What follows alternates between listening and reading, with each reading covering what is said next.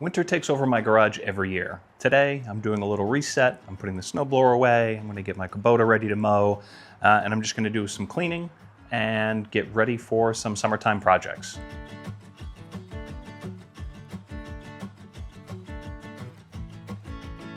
I like to pull everything out of the garage between seasons. It's amazing how much dirt and debris can build up. So I'm gonna give the floor a good brush and then a leaf blow. That way when I crawl around for tractor maintenance, I don't quite get so dirty. If you guys watch my videos, you know I'm obsessed with my workmate, and I always keep it right here in the garage. So I've got a nice kind of quick, easy, deployable work surface. And right now I just want something to put my pressure washing supplies on.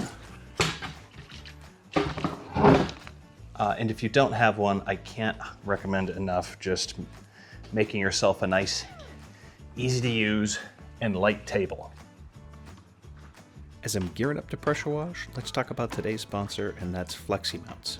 They're a repeat sponsor here, and that's for good reason. They make the GL1 overhead garage storage rack. Last year, they sponsored me installing one of these, and I enjoyed it so much, I went out and bought another one with my own money. This thing will hold 350 pounds, and I even put that to the test in my install video if you want some proof. But outside of the specs, what I really like about this is what it enables me to do. And that's store things that I might not otherwise have room for. Kid and doggy trailers for while we're biking. My son's race car. Or his wagon.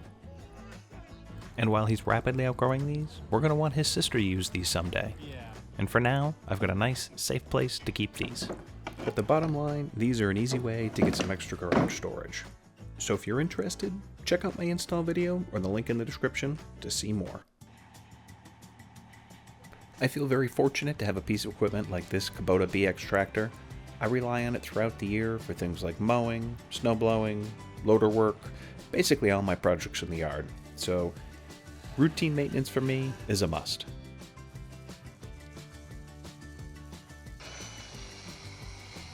Now, if you've got any experience with this tractor, you know the exhaust setup can be a bit problematic at times. For instance, the exhaust points straight forward at the back of the snowblower and just cakes it with diesel exhaust. So at least once a year, I am scrubbing my loader and scrubbing the back of my snowblower, trying to get this stuff off. After a quick break to walk the dogs and a little playtime, it's time to protect the tractor from some rust. Do you want to climb on the tractor?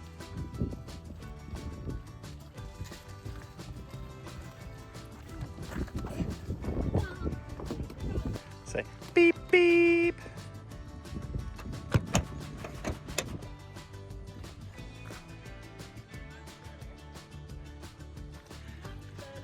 Beep beep.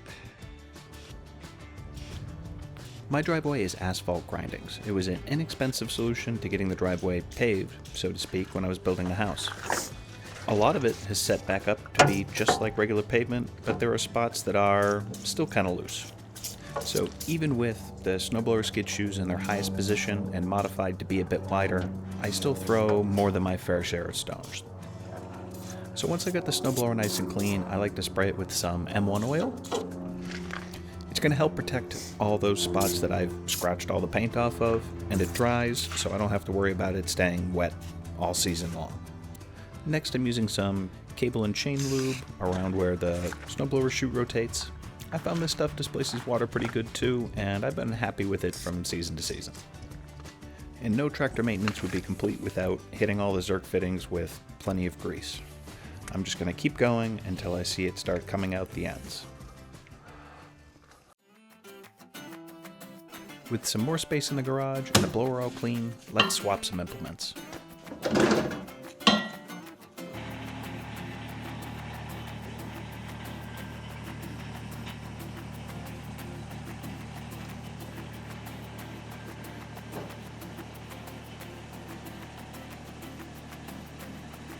And here's why I like a nice clean garage floor. I'm not crawling around yet, but I soon will be. For now, I just muscle all these parts around, but they do get kinda heavy. So if you're questioning whether or not you can do something like this, it's really not technically difficult. But like I said, they get kind of heavy, and you may want to consider some aids to make them a little easier to move around. Like, I know there's a loader dolly, I just haven't splurged on one yet.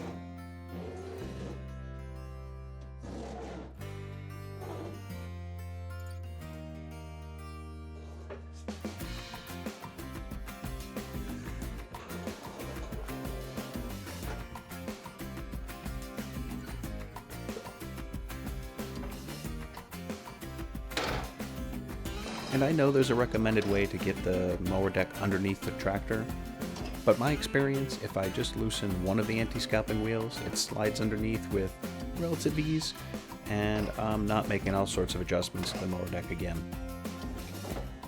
And I found no good way around this one. You really just gotta get on the floor and up in there when reconnecting this drive shaft. There we go.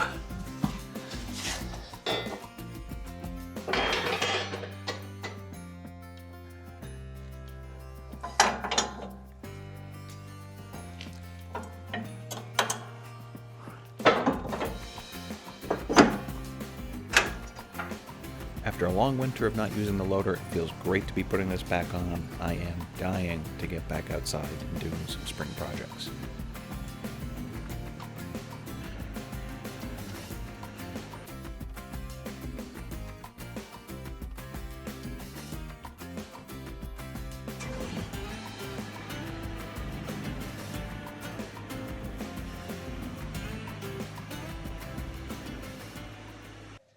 All right, that is a lot better.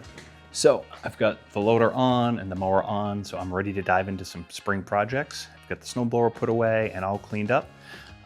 So if you enjoyed this video, I'd really love to hear your own spring or fall resets. So for me, it was doing things like making sure the snowblower is all greased up and ready to go in the fall so I can just put it on and use it. Since I did that in the fall with the loader and the mower, it's all greased up, the blades are all sharp, I don't have to do those activities. And I'm always trying to find out more good ideas like that. So if you enjoyed this video, leave me a like or a comment, and I'll catch you in the next one.